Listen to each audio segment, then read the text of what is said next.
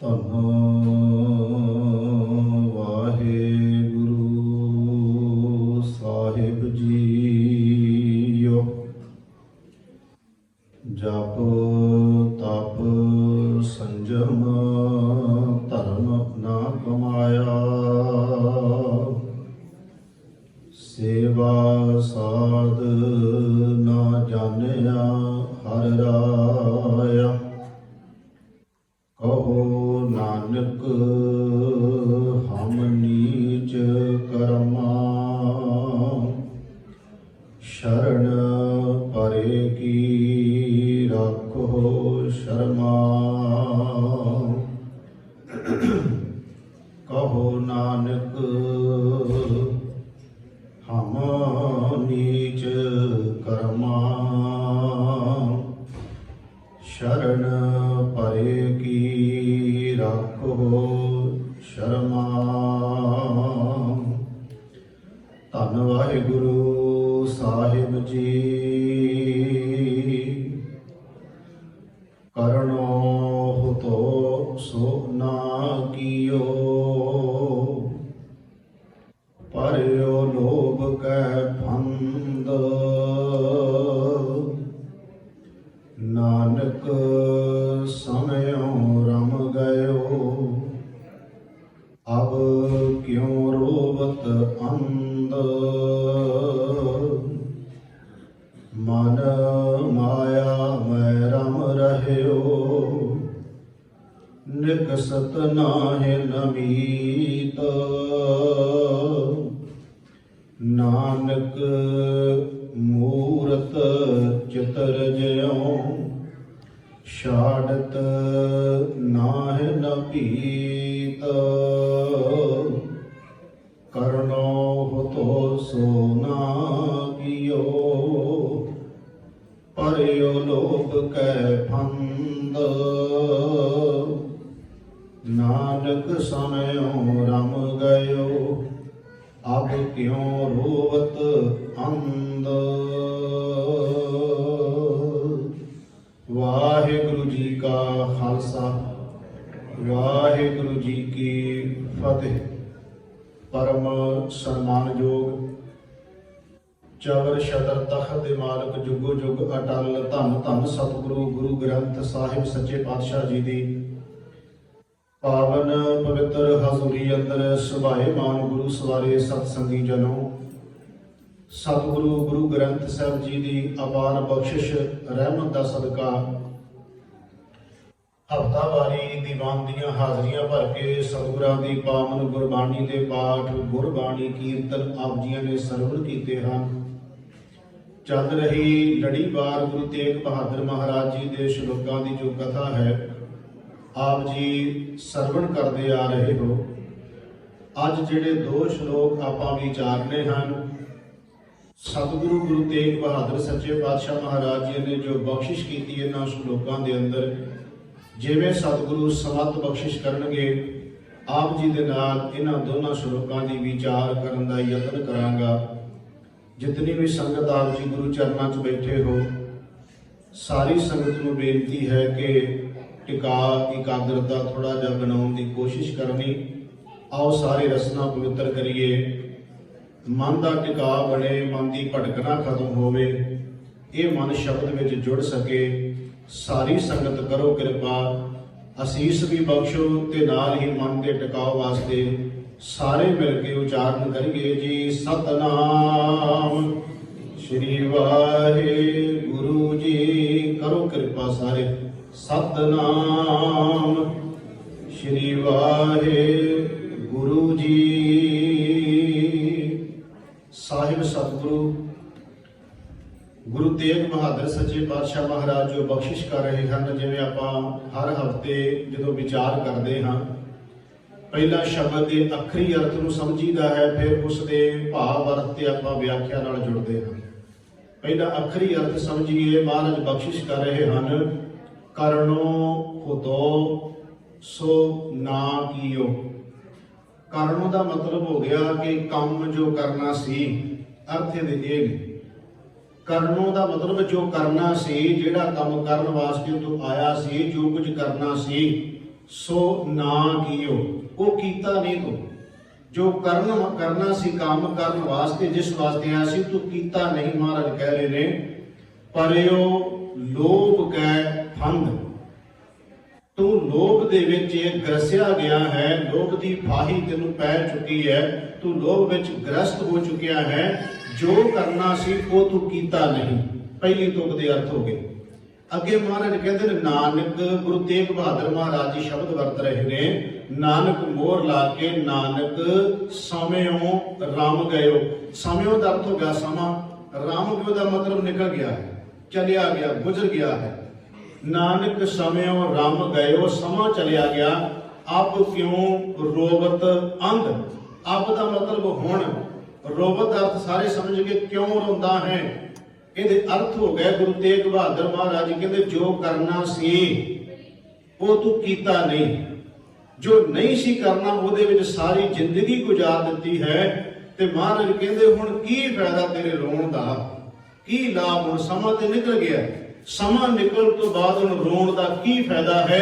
ਇਹ ਹੈ ਪਹਿਲੇ ਸ਼ਲੋਕ ਦੇ ਅਰਥ। ਦੂਜੇ ਦੇ ਵੀ ਨਾਲ ਹੀ ਕਰ ਲਈਏ ਕਿਉਂਕਿ ਦੋਨੋਂ ਸ਼ਲੋਕ ਬਰਾਬਰ ਚੱਲਣੇ ਨੇ, ਇੱਕ ਹੀ ਦੋਨਾਂ ਦੀ ਵਿਚਾਰ ਹੈ। ਅੱਗੇ ਮਹਾਰਾਜ ਕਹਿੰਦੇ ਨੇ ਕਿ मन माया में रम रहे हो। ये जिहड़ा मन है माया दे विच रमिया पिया है, एक मिक हो गया है। निकसत ना है नमीत, महाराज कहते ए मेरे मित्र, ये मन माया विचों बाहर नहीं निकल रहा, उहदे विच रमिया होया है। अगे फिर उदाहरण दिंदे ने महाराज, नानक मूरत चित्र जियों। गुरु तेग बहादुर महाराज जी कहते किस तरह चित्रिया होया, किवें मन रमिया होया। नानक मूरत चित्र जियों, मूल ते चित्र दो शब्द ने। ਇਹਦਾ मतलब हो गया कि ਜਿਹੜੀ ਕੰਧ ਉੱਤੇ ਬਣਾਈ ਹੋਈ ਤਸਵੀਰ, ਲਟਕਾਈ ਹੋਈ ਨਹੀਂ, ਕੰਧ ਦੇ ਵਿੱਚ ਬਣਾਈ ਹੋਈ ਜਿਹੜੀ ਤਸਵੀਰ ਹੈ, ਚਿਤਰੀ ਹੋਈ ਹੈ, ਕਲਾ ਕੀਤੀ ਹੋਈ, ਕਲਾਕਾਰੀ ਕੀਤੀ ਹੋਈ ਹੈ ਕੰਧ ਦੇ ਵਿੱਚ। ਮਹਾਰਾਜ ਕਹਿੰਦੇ ਜਿਵੇਂ ਉਹ ਚਿੱਤਰ ਜਿਹੜਾ ਕੰਧ ਦੇ ਵਿੱਚ ਕਲਾਕਾਰੀ ਕੀਤਾ ਹੋਇਆ, ਉਹ ਕੰਧ ਨੂੰ ਛੱਡ ਨਹੀਂ ਸਕਦਾ। ਜੇ ਕੰਧ ਦੇ ਉੱਤੇ ਤਸਵੀਰ ਲੱਗੀ ਹੋਵੇ ਤਾਂ ਉਹ ਤੇ ਲਾ ਸਕਦਾ ਬੰਦਾ, ਕਿਲ ਨਾਲ ਆਪਾਂ ਕਿਲ ਗੱਡ ਕੇ ਉਹਦੇ ਉੱਤੇ ਤਸਵੀਰਾਂ ਟੰਗ ਦਿੰਦੇ ਆ, ਉਹ ਤੇ ਲਾਈ ਜਾ ਸਕਦੀ ਹੈ। पर जिहड़ी कंध दे विच चितरी गई है, कला कंध दे विच बना दिता गया तस्वीर नूं, महाराज कहते उहनूं तुसीं कंध तो दूर किवें कर सकदे हो। ਇਹਦਾ मतलब हो गया गुरु तेग बहादुर सच्चे पातशाह कह रहे ने कि मन माया में रम रहियो। ਇਹ मन माया दे विच खचित हो चुका है। निकसत ना है नमीत, मेरे मित्रा ਇਹ बाहर निकल नहीं रहा।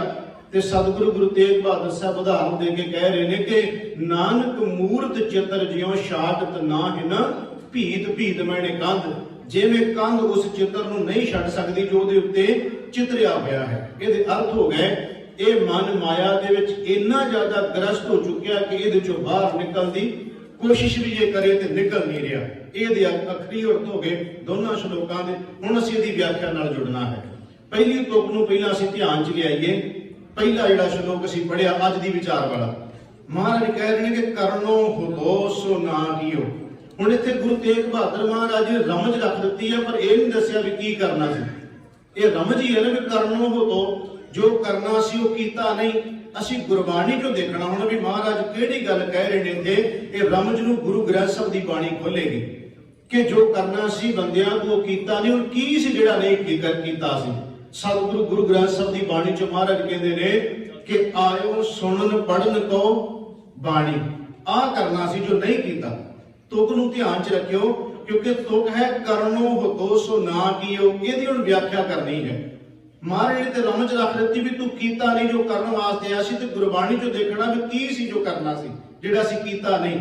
ਇੱਥੇ ਮਹਾਰਾਜ ਕਹਿੰਦੇ ਆਇਓ ਸੁਣਨ ਪੜਨ ਕੋ ਬਾਣੀ, ਨਾਮ ਵਿਸਾਰ ਲੱਗੇ ਅਨ ਲਾਲਚ ਬਿਰਥਾ ਜਨਮ ਪ੍ਰਾਣੀ। ਇਹਦਾ ਮਤਲਬ ਹੋ ਗਿਆ ਕਿ ਆਹ ਕੁਝ ਕਰਨ ਵਾਸਤੇ ਆਇਆ ਸੀ ਜੋ ਨਹੀਂ ਕੀਤਾ।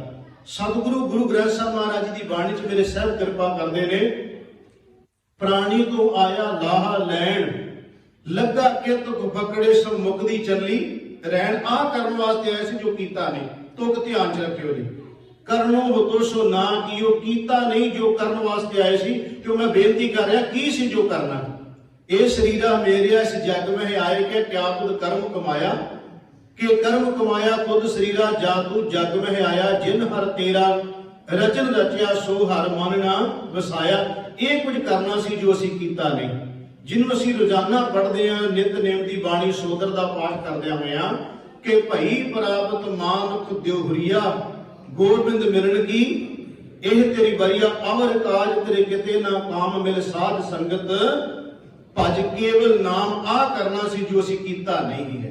जो गुरु तेग बहादुर महाराज जी कह रहे हैं, बाबा फरीद साहब जी का वचन है, बेड़ा बंद न सकियो बंधन की बेला। जो समा सी, क्योंकि तुक विच नाल ही महाराज कह रहे हैं कि नानक समयो रम गयो, समा निकल गया चलिया गया, अब क्यों रोब त्याग। ये तुक भी ध्यान च रखियो जी।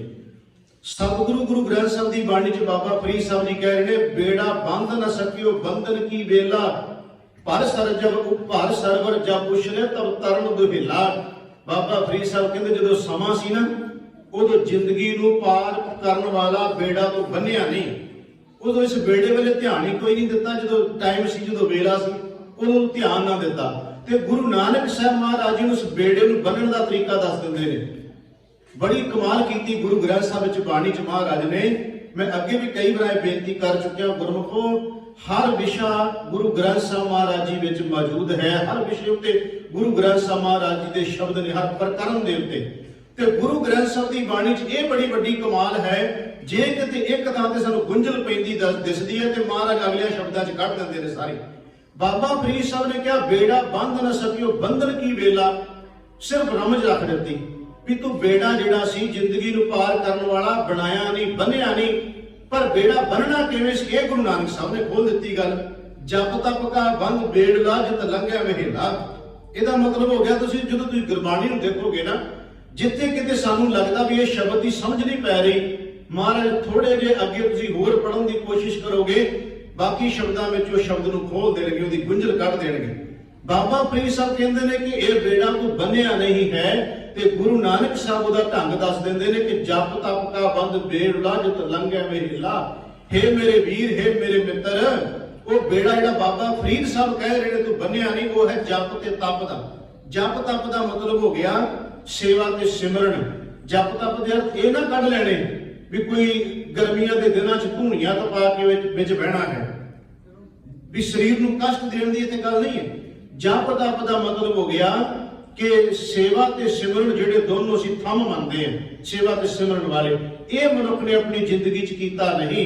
सतगुरु गुरु ग्रंथ साहब की बाणी कह रही है, महाराज कहते करनो हो दोसो ना कियो, जो करना सी तू कर नहीं रहा जा कीता नहीं, पर यो लोभ कै फंद है जीव तू लोभ दी फाही दे विच फस चुकिया है। जो लोभ दे अर्थ करते हैं ना विद्वान जन, इसकी बड़ी वड्डी व्याख्या है ते सरल ढंग नाल भी समझाउंदे ने। सरल तरीका जो इस लोभ की व्याख्या का करते हैं विद्वान जन, वो ये करते हैं लोभ ते लालच दोनों एक ही शब्द ने। लोभ दे अर्थ लालच दे अर्थ ये कीते ने कि जेड़ी चीज साडी अपनी नहीं। सरल जी अर्थ मैं कर लग्या, वैसे तो दी बहुत डूंघाई है, जिन्ना मर्जी उत्ते बोली चलो, मुकण वाला विषय नहीं, पर सरल तरीका है। जेड़ी चीज साडी अपनी नहीं, केवल धन नहीं इत्थे। ਜਦੋਂ ਅਸੀਂ ਲੋਭ ਤੇ ਲਾਲਚ ਦੀ ਗੱਲ ਕਰਾਂਗੇ, ਕੇਵਲ ਧਨ ਨਾ ਸਾਹਮਣੇ ਰੱਖਣਾ, ਪੈਸੇ ਦੀ ਗੱਲ ਨਹੀਂ ਸਾਹਮਣੇ ਆਏਗੀ। ਜਿਹੜੀ ਚੀਜ਼ ਸਾਡੀ ਆਪਣੀ ਨਹੀਂ, ਉਹ ਪਦਵੀ ਵੀ ਹੋ ਸਕਦੀ ਹੈ, ਉਹ ਜਾਇਦਾਦ ਵੀ ਹੋ ਸਕਦੀ ਹੈ, ਉਹ ਧਨ ਦੌਲਤ ਵੀ ਹੋ ਸਕਦੀ ਹੈ, ਉਹ ਪਰਿਵਾਰ ਵੀ ਹੋ ਸਕਦਾ ਹੈ। ਉਹਦੇ ਵਿੱਚ ਜੋ ਆਪਣਾ ਨਹੀਂ, ਆਪਣਾ ਹੈ ਨਹੀਂ ਪਰ ਆਪਣਾ ਬਣਾਉਣਾ ਚਾਹੁੰਦਾ ਬੰਦਾ। ਉਦਾਹਰਨ ਦੇ ਤੌਰ ਤੇ ਮੰਨ ਲਓ ਕਿ ਜ਼ਮੀਨ ਆਪਣੀ ਨਹੀਂ, ਸਿਰਫ ਉਦਾਹਰਨ ਦੇਣ ਲੱਗਾ मैं, ਜ਼ਮੀਨ ਆਪਣੀ नहीं है, ਜ਼ਮੀਨ ਕਿਸੇ ਦੀ ਹੈ। ਬੰਦੇ ਦੀ ਉਹਦੇ ਤੇ ਨਿਗਾਹ ਹੈ ਵੀ ਇਹ ਮੇਰੀ ਹੋ ਜਾਣੀ ਚਾਹੀਦੀ ਹੈ, ਉਹਦੇ ਵਾਸਤੇ ਫਿਰ ਉਹ ਜਾਇਜ਼ ਤਰੀਕਾ ਨਾ ਵਰਤੇ। ਲਾਲਚ ਤੇ ਲੋਭ ਕਿਹਨੂੰ ਕਹਿੰਦੇ ਨੇ? ਉਹਦੇ ਵਾਸਤੇ ਉਹ ਜਾਇਜ਼ ਤਰੀਕਾ ਨਾ ਵਰਤੇ, ਨਜਾਇਜ਼ ਤਰੀਕਾ ਵਰਤੇ।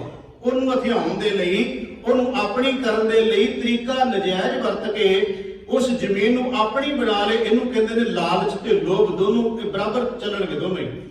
ਮੰਨ ਲਓ ਧਨ, ਫਿਰ ਉਦਾਹਰਨ ਲੈ ਲਓ, ਧਨ ਆਪਣਾ ਨਹੀਂ ਹੈ, ਧਨ ਬਗਾਨਾ ਹੈ, ਕਿਸੇ ਦਾ ਹੈ। उस धन नूं बंदा चाहुंदा कि मेरे कोले आ जावे, अपने कोले लियाउण लई जिहड़ा नजायज तरीका वरतदा बंदा, उहनूं लालच ते लोभ कहंदे आ। इसे तरह इत्थे हिंदुस्तान विच इह भी होया कि इत्थे राजे महाराजे खूबसूरत औरतां नूं, इस्त्रियां नूं भी अपने घर ले आउंदे सन, अपनी रखेल बना लैंदे सन। मैनूं खिमा करिओ मैं शब्द जो वरत रिहा, ਉਹਦੇ ਪਿੱਛੇ भी लालच ते लोभ ही काम करदा सी।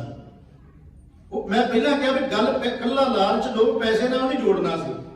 मान लो पदवी की गल हो, बंदा कहता यह पदवी मेरे को होनी चाहिए है, वह भी लालच ते लोभ है। खैर दी व्याख्या बहुत लंबी है, मैं इस बन्ने ज्यादा ना जावां। बेनती सिर्फ इन्नी सरल कर दिया कि लालच ते लोभ का मतलब हो गया जो चीज साडी अपनी नहीं, दूसरे की चीज नूं अपनी बनाउण लई नजायज तरीका वरत के बंदा यतन करे, वो बंदा लालच ते लोभ दे विच ग्रसिया गया है। दूसरी गल नाल कोई बंदा दिन रात मेहनत करता है, मेहनत करके वो चंगा कारोबार अपना चला लेंदा है, वो अपना चंगा सोहना घर बना लेंदा है, चंगियां गड्डियां ले लेंदा है, चंगा कारोबार चल पैंदा, पर दसां नूहां दी किरत नाल ने सारा कुछ कर लिया। उस बंदे ते लोभ ते लालच का शब्द नहीं असीं जोड़ सकते। असीं ये नहीं कह सकते भी माया ग्रसिया गया जी, ये तो लालची है जी, ये तो लोभी है जी। नहीं, महाराज की बाणी कहती है कि उद्यम करेंदियां जियो तू। मान लो 14-14 घंटे बंदा ट्रक चलाਉਂਦਾ ਜਿਹੜਾ, ਉਹਨੇ ਮਿਹਨਤ ਕਰ ਰਿਹਾ, ਜੇ 4 ਪੈਸੇ ਉਹਨੇ ਕੋਲ ਜਮਾ ਕਰ ਲਏ ਆ, ਕੋਈ ਘਰ ਲੈ ਲਿਆ, ਕੋਈ ਗੱਡੀ ਲੈ ਲਈ ਹੈ, ਤੇ ਮਿਹਨਤ ਵੀ ਤਾਂ ਕਰ ਰਿਹਾ ਨਾ। ਪਰ ਹਾਂ ਉਹਦੇ ਵਾਸਤੇ ਜੇ ਤਰੀਕਾ ਨਜਾਇਜ਼ ਵਰਤਦਾ ਹੈ ਵੀ ਜੋ ਆਪਣਾ ਨਹੀਂ, ਆਪਣਾ ਹਥਿਆਉਣ ਲਈ ਢੰਗ ਦੂਸਰਾ ਕੋਈ ਅਪਣਾਉਂਦਾ ਹੈ, ਫਿਰ ਨਹੀਂ, ਫਿਰ ਆਪਣਾ ਨਹੀਂ ਬਣੇਗਾ, ਫਿਰ ਲੋਭ ਤੇ ਲਾਲਚ ਦੇ ਵਸ ਆ ਜਾਏਗਾ। ਮਹਾਰਾਜ ਦੀ ਬਾਣੀ ਕਹਿੰਦੀ ਉਦਮ ਕਰਿੰਦੇ ਆ ਜੀਓ ਤੂੰ, ਕਮਾਉਂਦਿਆਂ ਸੁਖ ਪੰਚ ਧਿਆਏ ਦਿਆ ਤੂੰ ਪ੍ਰਭੂ ਮਿਲ ਨਾਨਕ ਉਤਰੀ चिंत। महाराज कहते सारिया चिंतावां तो तू मुक्त हो जाएगा। ये यतन कर जिहड़ा सतगुरु गुरु तेग बहादुर सच्चे पातशाह अज दे शब्द च कह रहे हैं कि करनो हो दोसो ना कियो परियो लोभ कै भंग। मैं हुण बेनती कर लगा भी जो नहीं सी करना वो असीं कीता दिन रात। अगे मैं पहला शुरू च कह लिया भी करना सी वाहिगुरु परमात्मा दे नाम वाले बन्ने जुड़ना सी, जुड़े नहीं। जो नहीं सी करना वो असीं कर रहे हाँ। ਉਹਦੇ बारे गुरु अर्जुन देव महाराज जी दे सुखमनी ਸਾਹਿਬ ਵਿੱਚੋਂ मैं ਤੁਹਾਨੂੰ 2 शब्द श्रवण कराने, बड़े सरल जे ने ते गल बड़ी स्पष्ट समझ आ जाएगी सारिਆਂ ਨੂੰ भी जो नहीं सी करना वो दिन रात कर रहे हैं। महाराज कहते मिथ्या ना ही रसना परस आ है। महाराज गुरु तेग बहादुर सच्चे पातशाह कहते जो नहीं सी ना करना वो दिन रात कर रहे हैं ਅਸੀਂ। मिथ्या ना ही रसना परस मन में प्रीत निरंजन दर्श पर त्रिया रूप ना पेखै नेत्र। ये नहीं सी करने वाली चीजां। जुबान तो झूठ नहीं सी बोलना, फिक्के बोल नहीं सी बोलने, वो दिन रात बोल रहे असीं। महाराज कहते ने पराए रूप अखां नाल नहीं सी तकने, दिन रात तक रहे असीं। जो नहीं सी करना वो दिन रात बंदा करी जा रहा है। मिथ्या ना ही रसना परस मन में प्रीत निरंजन दर्श करन न सुने काहू की निंदा सब ते जाने आपस को मंदा। गुर प्रसाद बिखिया पर हरे मन की वासना मन ते टरै। इंद्री जित पंच दोख ते रहत नानक कोट मदे को ऐसा अपरस।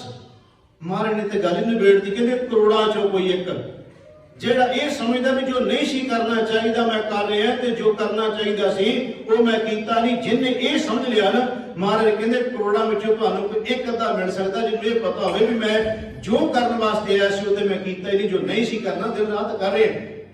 ਅੱਗੇ ਸਤਿਗੁਰੂ ਕਹਿੰਦੇ ਰਤਨ ਤਿਆਗ ਆ ਹੈ ਜੋ ਸਾਨੂੰ ਨਹੀਂ ਸੀ ਕਰਨਾ ਚਾਹੀਦਾ ਦਿਨ ਰਾਤ ਕਰ ਰਹੇ ਹਾਂ ਅਸੀਂ।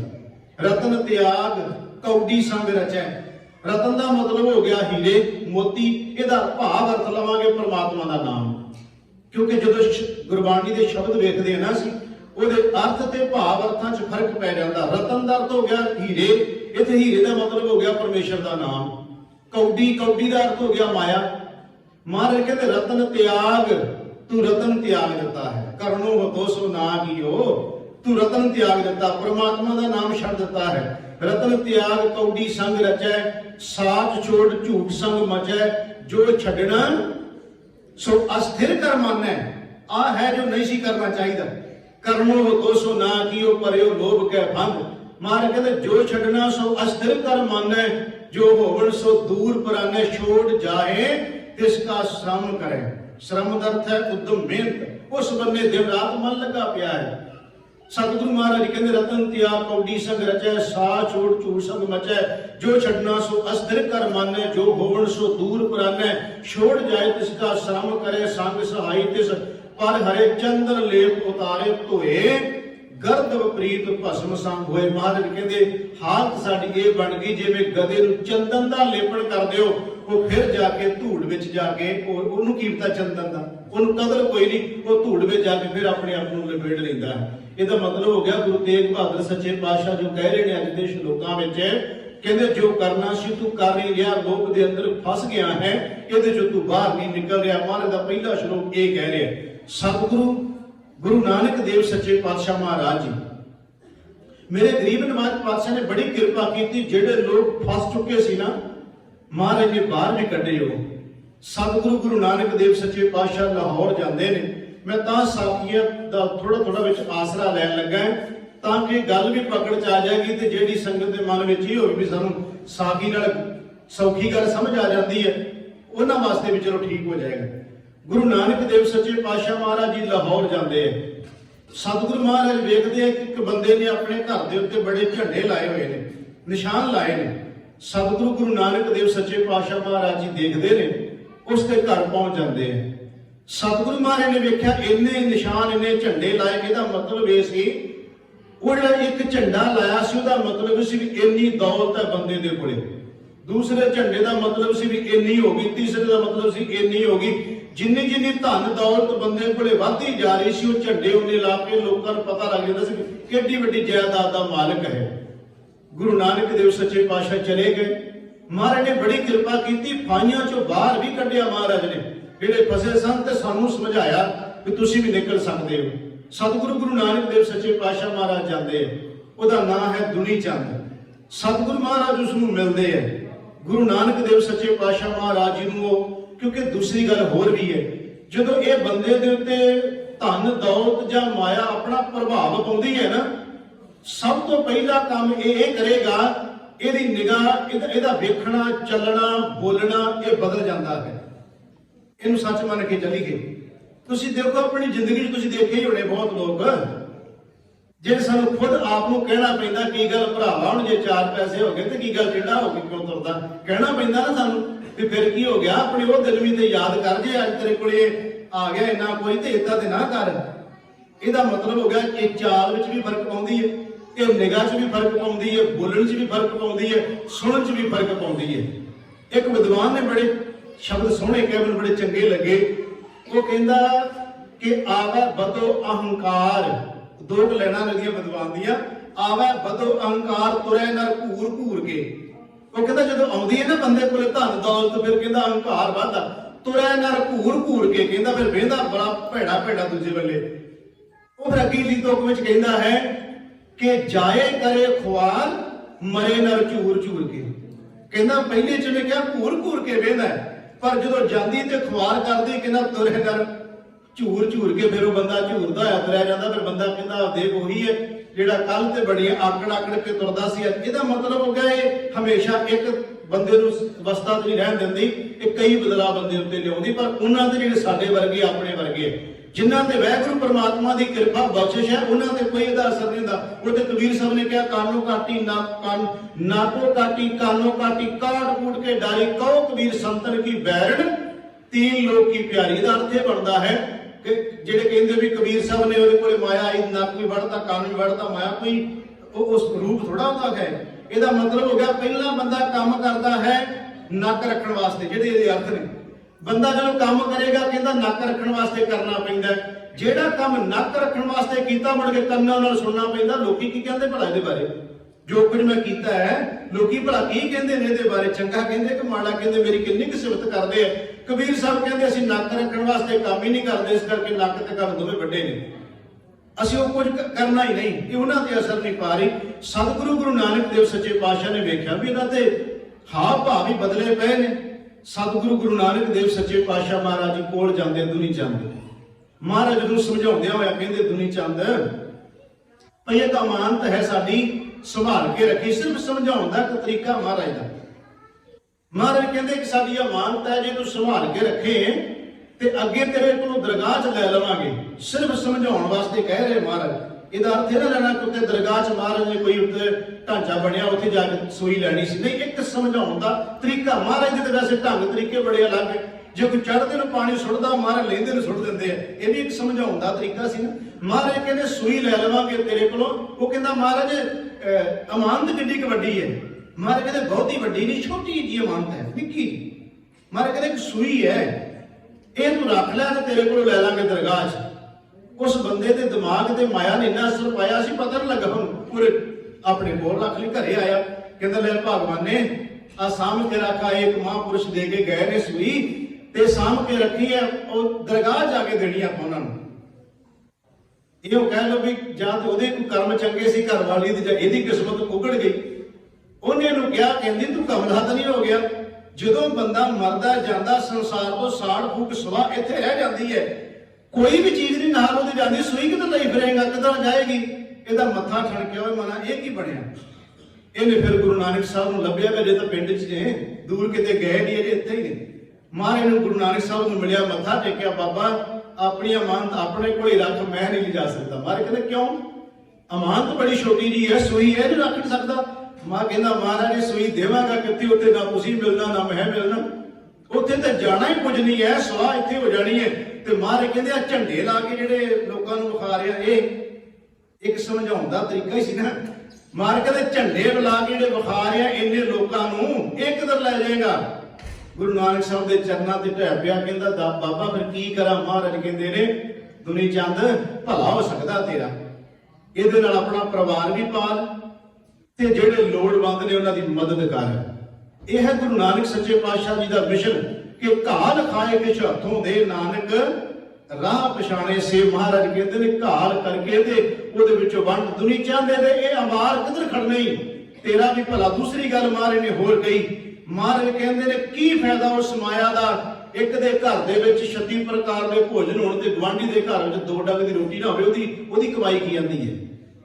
ਮਹਾਰਾਜ ਨੇ ਫਿਰ ਚੋਟਾਂ ਮਾਰੀਆਂ ਗੁਰੂ ਨਾਨਕ ਸਾਹਿਬ ਨੇ, ਕਹਿੰਦੇ ਆਪਣੇ ਪਿੰਡ ਵਿੱਚ ਵੇਖੋ ਵੀ ਲੋਕ ਨੇ ਜਿਨ੍ਹਾਂ ਦੇ ਘਰ ਵਿੱਚ 1 ਡੰਗ ਦੀ ਰੋਟੀ ਨਹੀਂ ਪੱਕਦੀ, ਤੂੰ ਝੰਡੇ ਲਾ ਕੇ ਅੰਬਾਰ ਲਾ ਕੇ ਬੈਠਾ ਹੈ, ਦੱਸ ਤੇਰੀ ਇਸ ਮਾਇਆ ਦਾ ਕੀ ਲਾਭ ਉਹਨਾਂ ਲੋਕਾਂ ਨੂੰ ਜਿਹੜੇ ਇਸੇ ਸੰਸਾਰ ਵਿੱਚ ਤੇਰੇ ਪਿੰਡ ਵਿੱਚ ਰਹਿ ਰਹੇ ਨੇ? ਗੁਰੂ ਨਾਨਕ ਸਾਹਿਬ ਦੇ ਚਰਨਾਂ ਤੇ ਢਹਿ ਪਿਆ। ਇਹਦਾ ਮਤਲਬ ਮਹਾਰਾਜ ਨੇ ਉਹਦਾ ਮਨ ਚੋਂ ਬਾਹਰ ਕੱਢ ਲਿਆ, ਲੋਭ ਦੇ ਲਾਲਚ ਚੋਂ ਗੁਰੂ ਨਾਨਕ ਸਾਹਿਬ ਨੇ ਕੱਢ ਕੇ ਉਸ ਦੁਨੀ ਚੰਦ ਦਾ ਨਾਂ ਇਤਿਹਾਸ ਵਿੱਚ ਆ ਗਿਆ, ਨਹੀਂ ਤੇ ਕਿੰਨੇ ਜਾਣਨਾ ਸੀ ਉਹਨੂੰ। ਇਹਦਾ ਮਤਲਬ ਸਤਿਗੁਰੂ ਮਹਾਰਾਜ ਦੀ ਬਾਣੀ ਕਹਿੰਦੀ ਹੈ ਇਹ ਮਨ ਜਿਹੜਾ ਬਾਹਰ ਨਿਕਲ ਸਕਦਾ, ਜਿਹੜਾ ਗ੍ਰਸਤ ਹੋਇਆ ਹੈ, ਪਰ ਉਹ ਨਿਕਲੇਗਾ ਜਪ ਤਪ ਕਾ ਬੰਦ ਬੇਲਾ ਜਿਤ ਲੰਘੇ ਵਹੇਲਾ। ਉਹ ਸੇਵਾ ਦੇ ਸਿਮਰਨਾ ਹੀ ਬਾਹਰ ਨਿਕਲਣਾ ਇਸ ਮਨ ਨੇ, ਇਹ ਤਾਂ ਖੋਬਿਆ ਗਿਆ ਹੈ। ਅਗਲੇ ਤੁਕ ਵਿੱਚ ਮਹਾਰਾਜ ਬਖਸ਼ਿਸ਼ ਕਰ ਰਹੇ ਨੇ ਕਿ ਮਨ ਮਾਇਆ ਮੈਂ ਰਮ ਰਹਿਓ ਨਿਕਸਤ ਨਾਹਿ ਨਮੀਤ। ਦੋਨੋਂ ਸ਼ਲੋਕ ਬਰਾਬਰ ਚੱਲ ਰਹੇ ਨੇ, ਇਹਨਾਂ ਦੇ ਅਰਥ ਭਾਵ ਇੱਕ ਹੀ ਨੇ, ਤਾਂ ਮੈਂ ਇਕੱਠੇ ਵਿਆਖਿਆ ਕਰ ਰਿਹਾ। ਹੁਣ ਮਹਾਰਾਜ ਕਹਿੰਦੇ ਮਨ ਮਾਇਆ ਮੈਂ ਰਮ ਰਹਿਓ ਨਿਕਸਤ ਨਾਹਿ ਨਮੀਤ। ਇਹ ਮੇਰੇ ਮਿੱਤਰ ਤੇ ਮਨ ਬਾਹਰ ਨਹੀਂ ਨਿਕਲਿਆ, ਮਾਇਆ ਵਿੱਚ ਰਮਿਆ ਹੋਇਆ, ਇੱਕਮਿਕ ਹੋਇਆ। ਤੇ ਸੱਚ ਜਾਣਿਓ ਜੇ ਮਨ ਹਮੇਸ਼ਾ ਦੌੜ ਭੱਜ ਵਿੱਚ ਹੀ ਰਹਿੰਦਾ ਹੈ। ਮੇਰੇ ਸਮੇਤ ਜਿੰਨੇ ਅਸੀਂ ਬੈਠੇ ਆ, ਮਨ 2 ਜਗ੍ਹਾ ਤੇ ਰਹਿੰਦਾ ਹਮੇਸ਼ਾ ਹੀ, ਤੀਜੀ ਜਗ੍ਹਾ ਨੂੰ ਕੋਈ ਨਹੀਂ ਲੱਭਦੀ। ਮਨ ਜਾਂ ਤੇ ਜਾਂਦਾ ਹੈ ਬੀਤ ਚੁੱਕੇ ਦੇ ਵਿੱਚ, ਜੋ ਬੀਤ ਚੁੱਕਿਆ ਹੈ, ਜਿਹਨੂੰ ਸਤਿਗੁਰੂ ਗੁਰੂ ਤੇਗ ਬਹਾਦਰ ਸੱਚੇ ਪਾਤਸ਼ਾਹ ਮਹਾਰਾਜ ਕਹਿੰਦੇ ਨੇ ਕਿ ਨਾਨਕ ਸਮਿਓ ਰਮ ਗਇਓ ਅਬ ਕਿਉਂ ਰੋਵਤ ਅੰਧ। ਇਹ ਹੁਣ ਜਿਹੜਾ ਬੀਤ ਚੁੱਕਿਆ ਨਾ, ਮਨ ਉਧਰ ਭੱਜ ਜਾਂਦਾ ਹੈ, ਫਿਰ ਸੋਚਦਾ, ਪੁਰਾਣੀਆਂ ਗੱਲਾਂ ਯਾਦ ਕਰ ਕਰਕੇ ਬੰਦਾ ਸੋਚਦਾ ਹੈ ਕਿ ਮਨਾਂ ਤੋਂ ਕੀ ਕੀਤਾ, ਜਾਂ ਉਹ ਗੱਲਾਂ ਯਾਦ ਕਰਦਾ, ਜਾਂ ਇਹ ਕੀਤਾ ਕਿ हे ਮਨਾ ਤੂੰ ਆ ਵੀ ਕੁਝ ਨਹੀਂ ਕੀਤਾ, ਆ ਵੀ ਨਹੀਂ ਕੀਤਾ, ਜਾਂ ਆਹ ਕਰਦਾ ਰਹੋ। ਮਨ ਜਾਂ ਤੇ ਰਹਿੰਦਾ ਹੈ ਬੀਤ ਚੁੱਕੇ ਵਿੱਚ, ਤੇ ਜਾਂ ਮਨ ਰਹਿੰਦਾ ਭਵਿੱਖ ਵਿੱਚ, ਵੀ ਆਉਣ ਵਾਲਾ ਸਮਾਂ ਕੀ ਹੋਏਗਾ, ਕੱਲ ਨੂੰ ਕੀ ਹੋਏਗਾ, ਪਰਸੋਂ ਨੂੰ ਕੀ ਹੋਏਗਾ। ਮਨ ਸਿਰਫ 2 ਜਗ੍ਹਾ ਤੇ ਰਹਿੰਦਾ ਹੈ, ਜੇ ਬੀਤ ਚੁੱਕੇ ਚੋਂ ਨਿਕਲੇ ਤੇ ਭਵਿੱਖ ਵਿੱਚ ਚਲਿਆ ਜਾਂਦਾ ਹੈ, ਜੇ ਭਵਿੱਖ ਵਿੱਚੋਂ ਨਿਕਲਦਾ ਹੈ ਤੇ ਫਿਰ ਬੀਤ ਚੁੱਕੇ ਵਿੱਚ ਚਲਿਆ ਜਾਂਦਾ ਹੈ। ਸਤਿਗੁਰੂ ਦੀ ਬਾਣੀ ਜਿੰਨਾ ਮਨ ਉੱਤੇ ਜ਼ੋਰ ਦੇ ਰਹੀ ਸਿਰਫ ਇਸ ਗੱਲ ਦੇ ਉੱਤੇ ਕਿ ਮਨ ਵਰਤਮਾਨ ਵਿੱਚ ਆ ਜਾਵੇ। ਜਿਹੜੀ ਅਸੀਂ ਮਨ ਦੀ ਸਾਧਨਾ ਦੀ ਗੱਲ ਕਰਦੇ ਹਾਂ ਨਾ, ਸਾਧਨਾ ਦਾ ਸਿਰਫ ਮਤਲਬ ਇਹਨਾਂ ਜਿੰਨਾ ਗੁਰੂ ਦੀ ਕਿਰਪਾ ਨਾਲ ਬਾਣੀ ਚੋਂ ਸਮਝ ਆਇਆ ਕਿ ਅਸੀਂ ਕਹਿੰਦੇ ਮਨ ਟਿਕਾਉਣ ਦੀਆਂ ਗੱਲਾਂ ਕਿਵੇਂ ਟਿਕੀਏ ਜੀ, ਭਟਕਦਾ ਜੀ, ਜਿੰਨੀ ਕਿ ਸਮਝ ਆਈ ਹੈ ਮਹਾਰਾਜ ਕਹਿੰਦੇ ਵਰਤਮਾਨ ਵਿੱਚ ਲਿਆਉਣਾ ਔਖਾ ਹੈ, ਬਸ ਵਰਤਮਾਨ ਵਿੱਚ ਲਿਆਉਣਾ ਹੀ ਮਨ ਦਾ ਟਿਕਾ ਹੈ। ਇਹਦੀ ਭਾਵੇਂ ਕੋਈ ਵਿਆਖਿਆ ਜਿੰਨੀ ਮਰਜ਼ੀ ਹੋਰ ਕਰੀ ਜਾਵੇ, ਪਰ ਸਰਲ ਗੱਲ ਸਿਰਫ ਇਹੀ ਹੈ, ਇਹ ਮਨ ਵਰਤਮਾਨ ਵਿੱਚ ਨਹੀਂ ਆਉਂਦਾ। ਤੁਸੀਂ ਹੁਣ ਹੀ ਦੇਖੋ, ਜਿੰਨੇ ਅਸੀਂ ਬੈਠੇ ਹਾਂ, ਤੁਹਾਡਾ ਮਨ ਹੁਣ ਜਿੰਨੇ ਸਮੇਂ 'ਚ ਬੈਠਾ ਹੈ, ਤੁਹਾਨੂੰ ਆਪਣੇ ਆਪ ਨੂੰ ਪਤਾ ਲੱਗ ਰਿਹਾ ਵੀ ਕਿੰਨੀ ਵਾਰ ਇਹ ਬੀਤ ਚੁੱਕੇ 'ਚ ਜਾ ਆਇਆ, ਕਿੰਨੀ ਵਾਰ ਭੁਲੇਖੇ ਚਲਿਆ ਗਿਆ। ਤੁਸੀਂ ਯਤਨ ਕਰਦੇ ਹੋਵੋਗੇ ਬਾਰ-ਬਾਰ ਲਿਆਈਏ, ਜੋ ਗੁਰੂ ਤੇਗ ਬਹਾਦਰ ਸਾਹਿਬ ਕਹਿ ਰਹੇ ਨੇ, ਮਨਾ ਤੋਂ ਉਹਨੂੰ ਤੇ ਸੁਣ ਲੈ, ਪਰ ਥੋੜਾ ਕਿ ਸਮਾਂ ਆਉਂਦਾ ਹੋਏਗਾ ਫਿਰ ਭੱਜ ਜਾਂਦਾ ਹੈ। ਇਹ ਬਹਿੰਦਾ ਟਿਕਦਾ ਬਹੁਤ ਘੱਟ ਹੈ। ਤਾਈਓ ਤਾਂ ਬਾਣੀ ਚ ਬਹੁਤ ਕੁਝ ਕਿਹਾ, ਮਹਾਰਾਜ ਦੀ ਬਾਣੀ ਚ ਇਹ ਵੀ ਕਿਹਾ ਹੈ। ਕਬੀਰ ਸਾਹਿਬ ਜੀ ਨੇ ਕਿਹਾ, ਕਬੀਰ ਮਨ ਪੰਖੀ ਭਇਓ ਉੱਡ ਉੱਡ ਦੰਦ ਸਜਾਏ। ਇਹ ਪੰਛੀ ਦੀ ਤਰ੍ਹਾਂ, ਜਿਵੇਂ ਪੰਛੀ ਇੱਕ ਦਰਖਤ ਤੋਂ ਦੂਜੇ ਤੋਂ ਤੀਜੇ ਦੌੜਿਆ ਭੱਜਾ ਫਿਰਦਾ, ਮਨ ਵੀ ਇਸੇ ਤਰ੍ਹਾਂ ਹੀ ਹੈ। ਵੈਸੇ ਮਨ ਨੂੰ ਬਹੁਤ ਕੁਝ ਕਿਹਾ, ਮਨ ਖੁੱਟ ਹਰ ਤੇਰਾ ਨਹੀਂ ਵਿਸ਼ਵਾਸ ਤੂੰ ਮਹਾ ਉਦਮਾਦਾ। ਇਹਨੂੰ ਗਧਾ ਵੀ ਕਹਿ ਦਿੱਤਾ ਵੀ ਤੂੰ ਬੜੇ ਦਿਲ ਤੇ ਮਾਰਦਾ ਹੈ। ਪਰ ਜਦੋਂ ਮਨ ਨੂੰ ਕਿਹਾ ਨਾ ਇਹਦੇ ਤੋਂ ਬਿਨਾਂ ਗੱਲ ਨਹੀਂ ਬਣ ਸਕਦੀ। ਉਦੋਂ ਕਿਹਾ ਮਨ ਤੂੰ ਜੋਤ ਸਰੂਪ ਹੈ। ਉਦੋਂ ਕਹਿ ਦਿੱਤਾ ਤੇਰੇ ਤੋਂ ਬਿਨਾਂ ਗੱਲ ਵੀ ਨਹੀਂ ਬਣਨੀ, ਤੂੰ ਹੀ ਅਸਲ ਵਿੱਚ ਜੋਤ ਸਰੂਪ ਹੈ। ਕਿਉਂਕਿ ਜਦੋਂ ਤੂੰ ਆਪਣੇ ਆਪ ਦੀ ਪਹਿਚਾਣ ਕਰ ਲਈ ਤੇ ਅਸਲ ਵਿੱਚ ਮਨ ਹੀ ਤੇਰੇ ਵਿੱਚ ਤੇ ਪਰਮਾਤਮਾ ਆਤਮਾ 'ਚ ਰਹਿ ਰਿਹਾ। ਇਹਦਾ ਮਤਲਬ ਇਹ ਮਨ ਇੱਥੇ ਆ ਨਹੀਂ ਰਿਹਾ, ਇਹਨੂੰ ਘੇਰ ਘੇਰ ਕੇ ਲਿਆਉਣ ਦੇ ਯਤਨ ਬੰਦਾ ਕਰਦਾ ਹੈ। ਉਹ ਯਤਨ ਕਰਨੇ ਆ ਸਾਰੇ ਜਿਹੜੇ ਅਸੀਂ ਜਿਹੜੀ ਸਤ ਸੰਗਤ ਹੈ, ਸੇਵਾ ਸਿਮਰਨ ਬਾਣੀ, ਇਹ ਸਾਰੇ ਇਹਨੂੰ ਲਿਆਉਣ ਦੇ ਵਰਤਮਾਨ ਵਿੱਚ ਇਹ ਸਾਰੇ ਢੰਗ ਤਰੀਕੇ ਨੇ। ਸਤਿਗੁਰੂ ਗੁਰੂ ਤੇਗ ਬਹਾਦਰ ਸੱਚੇ ਪਾਤਸ਼ਾਹ ਮਹਾਰਾਜ ਜੀ ਕਹਿੰਦੇ ਨੇ ਕਿ ਇਹ ਮਨ ਜਿਹੜਾ ਹੈ ਇਸ ਤਰ੍ਹਾਂ ਜਿਵੇਂ ਕੰਧ ਦੇ ਵਿੱਚ ਤਸਵੀਰ ਚਿਤਰੀ ਜਾਂਦੀ ਹੈ, ਉਹਨੂੰ ਬਾਹਰ ਨਹੀਂ ਕੀਤਾ ਜਾ ਸਕਦਾ, ਇਸੇ ਤਰ੍ਹਾਂ। ਚਲੋ ਇੱਕ ਹੋਰ ਉਦਾਹਰਨ ਲੈ ਲਈਏ, ਹੋਰ ਗੱਲ ਸੌਖੀ ਸਮਝ ਆ ਜਾਏਗੀ। ਸਤਿਗੁਰੂ ਗੁਰੂ ਨਾਨਕ ਦੇਵ ਸੱਚੇ ਪਾਤਸ਼ਾਹ ਮਹਾਰਾਜ ਜੀ ਸੁਲਤਾਨਪੁਰ ਲੋਧੀ ਨੇ, ਮੈਂ ਗੱਲ ਕਰ ਰਿਹਾ ਵੀ ਮਨ ਇਹ ਹਮੇਸ਼ਾ ਭਟਕਦਾ ਰਹਿੰਦਾ ਹੈ, ਟਿਕਦਾ ਨਹੀਂ। ਸਤਿਗੁਰੂ ਗੁਰੂ ਨਾਨਕ ਦੇਵ ਸੱਚੇ ਪਾਤਸ਼ਾਹ ਸੁਲਤਾਨਪੁਰ ਲੋਧੀ ਨੇ ਜਦੋਂ, ਤੇ ਮਹਾਰਾਜ ਨੇ ਜਦੋਂ ਕਿਹਾ ਸੀ ਨਾ ਕਿ ਨਾ ਕੋਈ ਹਿੰਦੂ ਨਾ ਮੁਸਲਮਾਨ, ਉਦੋਂ ਸਤਿਗੁਰੂ ਗੁਰੂ ਨਾਨਕ ਦੇਵ ਸੱਚੇ ਪਾਤਸ਼ਾਹ ਮਹਾਰਾਜ ਨੇ ਨਾਅਰਾ ਜੋ ਦਿੱਤਾ, ਇਹ ਸੁਣ ਕੇ ਤੇ ਨਵਾਬ ਦੌਲਤ ਖਾਨ ਨੂੰ ਜਾ ਕੇ ਕਿਸੇ ਨੇ ਦੱਸ ਦਿੱਤਾ ਜੀ ਜਿਹੜਾ ਪੀਰ ਇੱਕ ਆਇਆ ਬੈਠਾ ਹੈ ਉਹ ਗੁਰੂ ਨਾਨਕ ਸਾਹਿਬ ਸੱਚੇ ਪਾਤਸ਼ਾਹ ਬਾਰੇ ਕਹਿ ਰਹੇ ਨੇ, ਕਿਉਂ ਕਹਿ ਰਿਹਾ ਕਿ ਨਾ ਕੋਈ ਹਿੰਦੂ ਹੈ ਤੇ ਨਾ ਕੋਈ ਮੁਸਲਮਾਨ ਹੈ।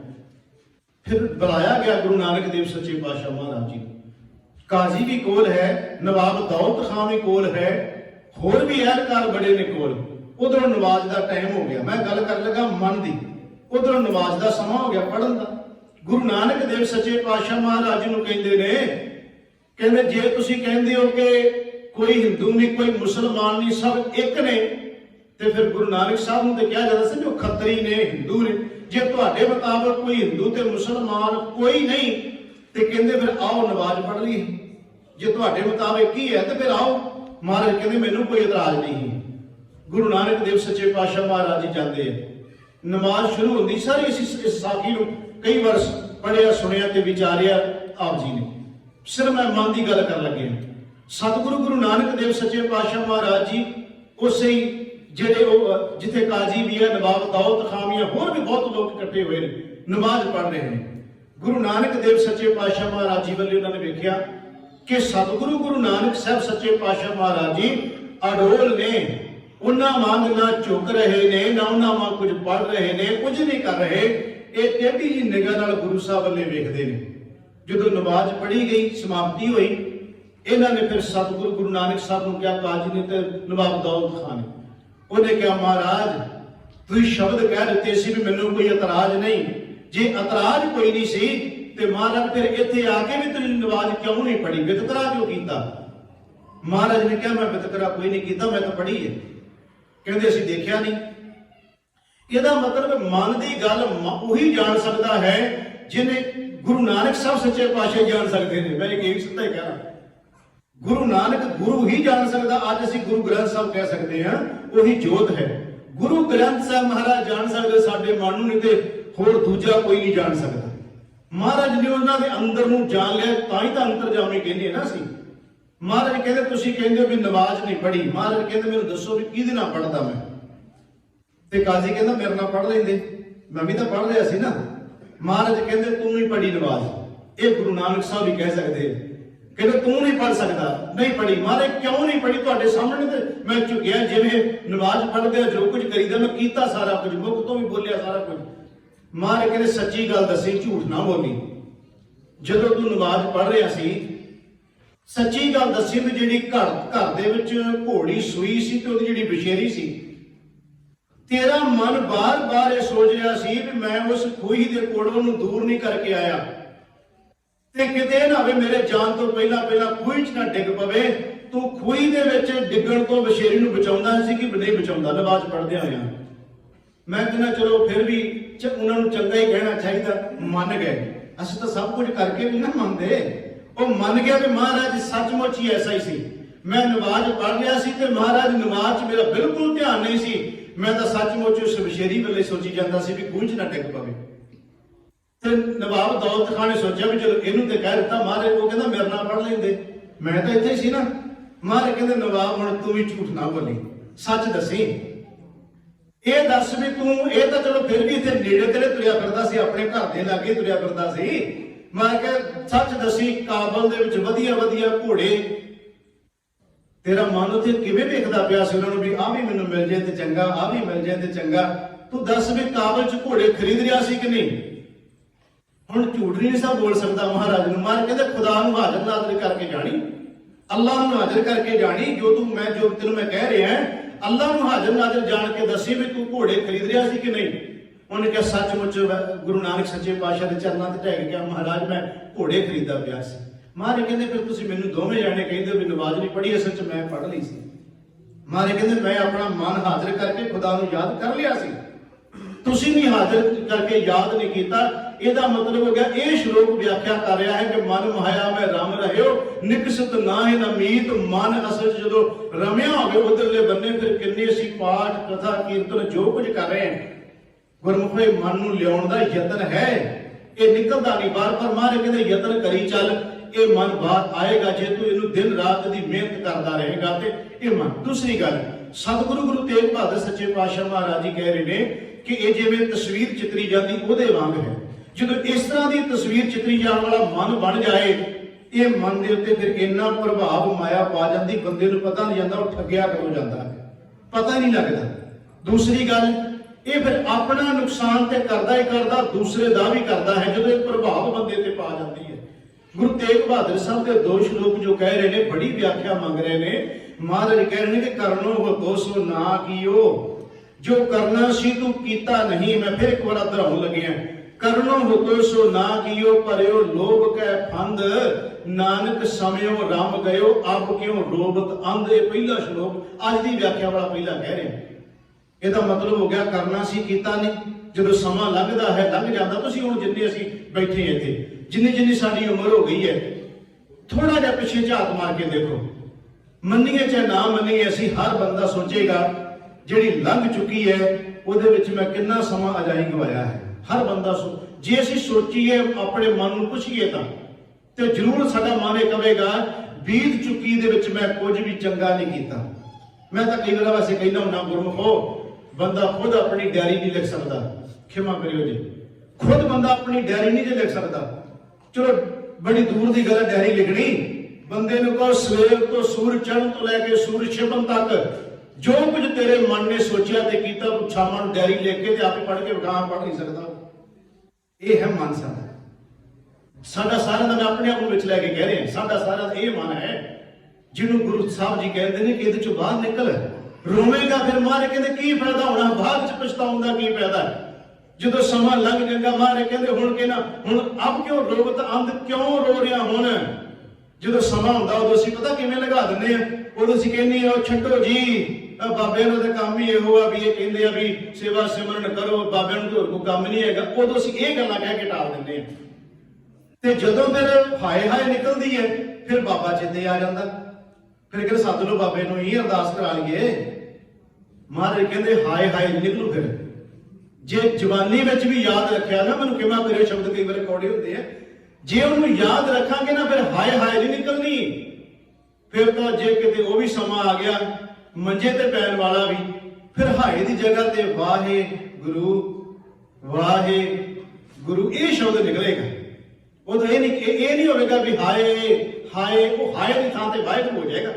पर जे सारी जिंदगी नहीं वाहेगुरु कहा तो फिर अखीरले टाइम ते महाराज कहते हुण क्यों रो रहा है, की फायदा तेन हुण रोण दा, बीत चुकिया सारा कुछ। पर बाणी सानू फिर भी गुरमुख में कई बार कहना होना महाराज बड़ी कृपा करते फिर चढ़ती कला च लै जाते हैं। सतगुरु महाराज कहते हैं गुरु तेग बहादुर सच्चे पातशाह कहते अजू कछ बिगड़ियो नहीं। देखो किड्डी कृपा करती महाराज, अजू कछ बिगड़ियो नहीं। महाराज कहते कुछ नहीं बिगड़िया, जिधर समझ आ गई उधर ही तुर पोए सबन्ने। जो हर गुण गावे प्रभु दे गुण गाला जो समझ आ गई। मैं बेनती कर रहा गुरमुखो सतगुरु महाराज जी कहते हैं कि करनो बतोसो ना कहियो परियो लोभ कै फंद, नानक समयो रम गयो समा निकल गया अब क्यों रोबत अंध। हुण रोण दा की फायदा जो बीत चुकिया सारा कुछ। इहदा मतलब बाणी सानू बार बार सुचेत कर रही है कि समा लंघदा दिन ते पैर पैर ते घड़ियां आप कटै तन सीजै काल अहेरी फिरै बद कुजो कहो कमन विद कीजै। अज सतगुरु गुरु हरगोबिंद साहब सच्चे पातशाह जी का ज्योति जोत दिहाड़ा है। मैं एक घटना महाराज के जीवन चो कह देनी है ताकि साडा जिहड़ा सत्संग की हाजरी लग जाएगी। गुरु हरगोबिंद साहब सच्चे पातशाह जी का अज ज्योति जोत दिवस है ताकि एक हाजिरी लवा लीए सतगुरु महाराज जी के जीवन की एक साखी कह लीए। तो साखी मैं कोशिश कर लगा कि चल रहे प्रकरण के मुताबिक ही होगी। जिन्होंने ने सारी जिंदगी वाहिगुरु वाहिगुरु किया है, उन्होंने दी अखीरली जिंदगी किवें दी हुंदी है, मैं ये बोलण लग्या। नाल ही वो प्रकरण के उत्ते भी पूरी गल ढुक जाएगी। सतगुरु गुरु हरगोबिंद सच्चे पातशाह महाराज जी जदों श्री कश्मीर जाते हैं तो इत्थे श्रीनगर में एक माता रहिंदी सी, भाई साईं दास की मां सी, उहदा नाम सी भाग भरी। है सी बड़ी गरीबनी बेचारी, उहदे कोल है कुछ नहीं सी। उन्हें एक महाराज जी वास्ते ना खेस तैयार किया सी, एक वस्त्र कह लो, चलो सब समझ पै जाएगी। महाराज वास्ते एक वस्त्र तैयार किया है। ते बिरध इन्नी हो चुकी है जिहड़ी बचपन च जवानी तो ही वाहिगुरु के चरणों च जुड़ी हुई, परमात्मा के चरणों च जुड़ी हुई, ते साध संगत बिरध इन्नी हो गई, महाराज के दर्शन भी करना चाहती है पर शरीर साथ नहीं दे रहा। दर्शना की लोचा है पर शरीर साथ नहीं दिंदा। अपने पुत नूं कहंदी है, पुत्र मैं जिस गुरु नूं याद करदी हां, मैनूं उत्ते भरोसा कि जरूर मिलणगे, मैनूं मेरे जान तो पहला पहला सतगुरु मैनूं जरूर मिलणगे। ये जिथे धर्मशाला है ना, धर्मशाला का मतलब जिवें असीं गुरुद्वारा कहने अज, ये धर्मशाला में चली जाती है सी बजुर्ग ज्यादा गलत सी। धर्मशाला में जाती सी ते उच्ची उच्ची बोलन लग पैंदी सी कि सतगुरु गुरु हरगोबिंद सच्चे पातशाह नूं याद करना। कई बार पानी नेत्रा च आ जाना, रोन लग पैना, ते कईयां ने एतराज भी करना, क्योंकि किसी की अवस्था का सानूं पता नहीं ना हुंदा की है। अरे असीं किसी की अवस्था नहीं जान सकते। हुण बहुतियां ने यह सोचा भी उन्होंने साईं दास नूं कहिंदे ने, माई दास तू अपने मां नूं ना लियाया कर इत्थे धर्मशाला च। उन्हें कहा क्यों? कहंदे जदों आउंदी है फिर उच्ची उच्ची रोण लग पैंदी है, गुरु गुरु पुकारदी रहिंदी है, इहदा फिर चंगा नहीं लगदा। उन्हें अपनी मां नूं कहा, मां आपां ना जाया करिए, पर मां ने कहा नहीं, मैं धर्मशाला किवें छड्ड दियां जिथे गुरु दा वासा है, उत्थे तां मैनूं गुरु ने मिलना है। खैर मैं बेनती कर लग्या कि बड़ा इहदा अंदर बेबल होया, बड़ा याद करे सतगुरां नूं। अज घर च बैठी हुई गुरु हरगोबिंद सच्चे पातशाह का ध्यान इन्ना धरिया कि महाराज अज ते जान का भी टाइम आ गया, तो जान तो पहला पहला आओ तो सही एक बारी गुरु गुरु जप रही। मैं तां कहा कि अब क्यों रोबत अंध ते साडे वास्ते है, जिन्हां ने गुरु गुरु जपिया उन्हां वास्ते अब क्यों रोबत अंध नहीं है, वो नहीं रोंदे। उन्हें याद किया महाराज नूं।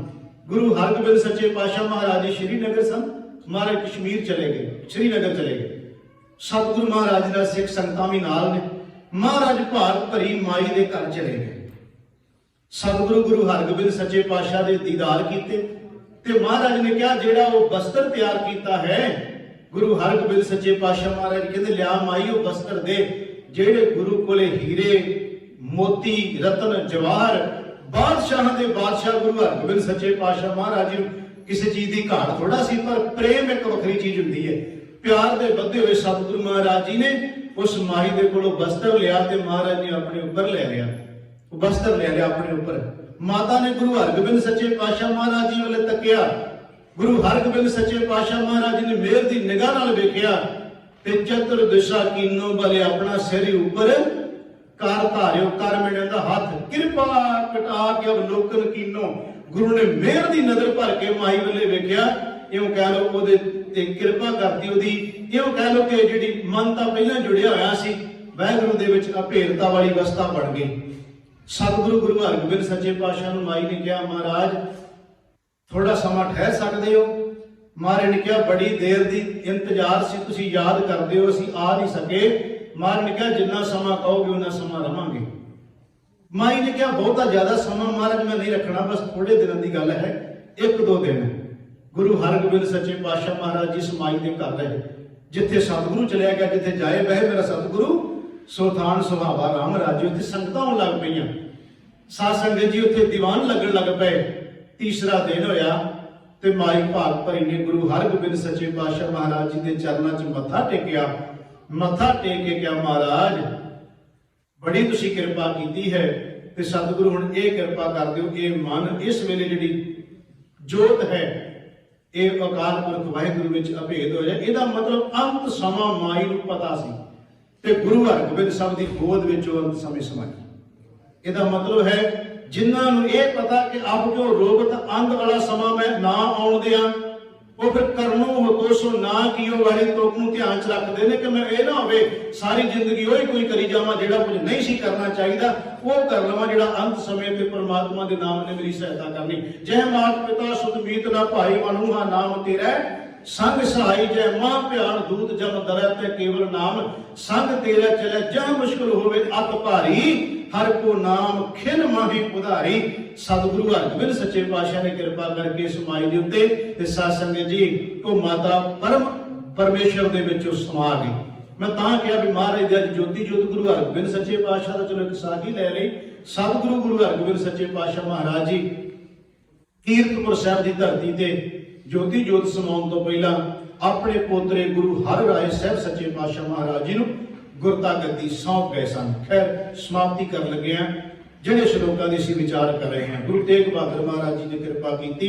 ਇੱਕ ਵਾਰ ਫਿਰ ਮੈਂ ਧਰਮ ਲੱਗਿਆ ਕਿ ਕਰਨੋ ਹੋ ਦੋਸੋ ਨਾ ਕੀਓ ਪਰਿਓ ਲੋਭ ਕੈ ਫੰਦ ਨਾਨਕ ਸਮਿਓ ਰਮ ਗਇਓ ਅਬ ਕਿਉ ਰੋਬਤ ਅੰਧ ਹੈ ਭਾਈ।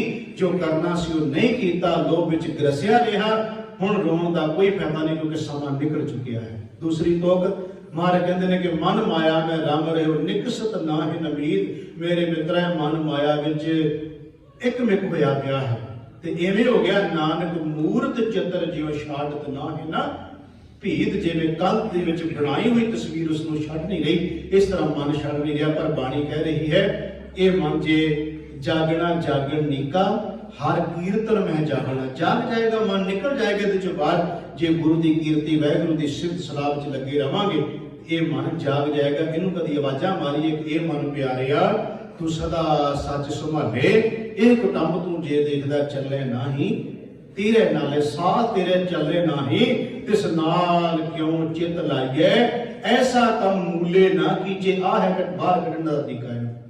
ਐਸਾ ਕੰਮ ਮੂਲੇ ਨਾ ਕੀਜੇ ਜਿਤ ਅੰਤ ਪਛਤਾਈਏ। ਜੇ ਇਹ ਕਵਾਂਗੇ ਮਨ ਨੂੰ ਇਹ ਜ਼ਰੂਰ ਸਾਡਾ ਮਨ ਜਿਹੜਾ ਹੈ ਇਹ ਜੋ ਗ੍ਰਸਤ ਹੋਇਆ ਹੈ ਵਿਕਾਰਾਂ ਵਿੱਚ ਮਾਇਆ ਵਿੱਚ ਲੋਭ ਵਿੱਚ ਲਾਲਚ ਵਿੱਚ ਉਹ ਤੋਂ ਬਾਹਰ ਨਿਕਲ ਕੇ ਤੇ ਮਨ ਦੀ ਜੋਤ ਸਰੂਪ ਬਣ ਜਾਏਗਾ। ਵਾਹਿਗੁਰੂ ਕਿਰਪਾ ਕਰੇ ਗਰੀਬ ਨਿਵਾਸ ਸੱਚੇ ਪਾਤਸ਼ਾਹ ਮਹਾਰਾਜ ਜੀ ਸਤਿਗੁਰਾਂ ਨੇ ਕਿਰਪਾ ਕਰਕੇ ਭਾਵਨ ਸ਼ਬਦ ਦੀ ਵਿਚਾਰ ਕਰਵਾਈ ਹੋਈਆਂ ਬੇਅੰਤ ਭੁੱਲਾਂ ਦੀ ਮੁਆਫੀ ਦੇਣੀ। ਅੱਗੇ ਤੋਂ ਸਤਿਗੁਰੂ ਸਮਤ ਬਖਸ਼ਿਸ਼ ਕਰਨ। ਕੋਟਾਨ ਕੋਟ ਸ਼ੁਕਰ ਗੁਰੂ ਗ੍ਰੰਥ ਸਾਹਿਬ ਜੀ ਦਾ ਆਪ ਸਾਰੀ ਸੰਗਤ ਦਾ ਬਹੁਤ ਬਹੁਤ ਧੰਨਵਾਦ। ਸਮੂਹ ਸ਼ੇਰ ਗਿੱਲ ਪਰਿਵਾਰਾਂ ਦਾ ਧੰਨਵਾਦ ਜਿਨ੍ਹਾਂ ਨੇ ਸਤਿਗੁਰੂ ਮਹਾਰਾਜ ਜੀ ਦੇ ਚਰਨ ਫਸਣਾ ਕੀਤੇ ਹਨ।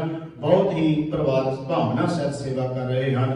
ਸਤਿਗੁਰੂ ਕਿਰਪਾ ਕਰਕੇ ਇਹਨਾਂ ਪਰਿਵਾਰਾਂ ਤੋਂ ਇਸੇ ਤਰ੍ਹਾਂ ਸੇਵਾ ਲੈਂਦੇ ਰਹਿਣ। ਸਾਡੇ ਬਹੁਤ ਹੀ ਸਤਿਕਾਰਯੋਗ ਭੈਣ ਜੀ ਮਨਰੂਪ ਕੌਰ ਜੋ ਸਾਧ ਸੰਗਤ ਜਿਸ ਗੁਰੂ ਘਰ ਦੇ ਜੋ ਟਰਸਟੀ ਹਨ ਉਹਨਾਂ ਵਿੱਚ ਸੇਵਾ ਨਿਭਾ ਰਹੇ ਨੇ ਤੇ ਸਾਰਾ ਹੀ ਸ਼ੇਰ ਗਿੱਲ ਪਰਿਵਾਰ ਜੀ ਦੀ ਇਸ ਗੁਰੂ ਘਰ ਨੂੰ ਬਹੁਤ ਵੱਡੀ ਦੇਣ ਹੈ। ਮਾਲਕ ਕਿਰਪਾ ਕਰੇ ਇਹਨਾਂ ਪਰਿਵਾਰਾਂ ਨੂੰ ਚੜ੍ਹਦੀ ਕਲਾ ਬਖਸ਼ਿਸ਼ ਕਰੇ ਤੇ ਇਸੇ ਤਰ੍ਹਾਂ ਗੁਰੂ ਘਰ ਦੀ ਇਹ ਸੇਵਾ ਕਰਦੇ ਰਹਿਣ। ਗੁਰੂ ਚਰਨਾਂ ਚ ਅਰਦਾਸ ਬੇਨਤੀ ਹੈ ਜੀ ਭੁੱਲ ਚੁੱਕ ਦੀ ਖਿਮਾ ਪਿਆਰ ਸਰਦਾ ਕੋ। ਵਾਹਿਗੁਰੂ ਜੀ ਕਾ ਖਾਲਸਾ ਵਾਹਿਗੁਰੂ ਜੀ ਕੀ ਫਤਿਹ।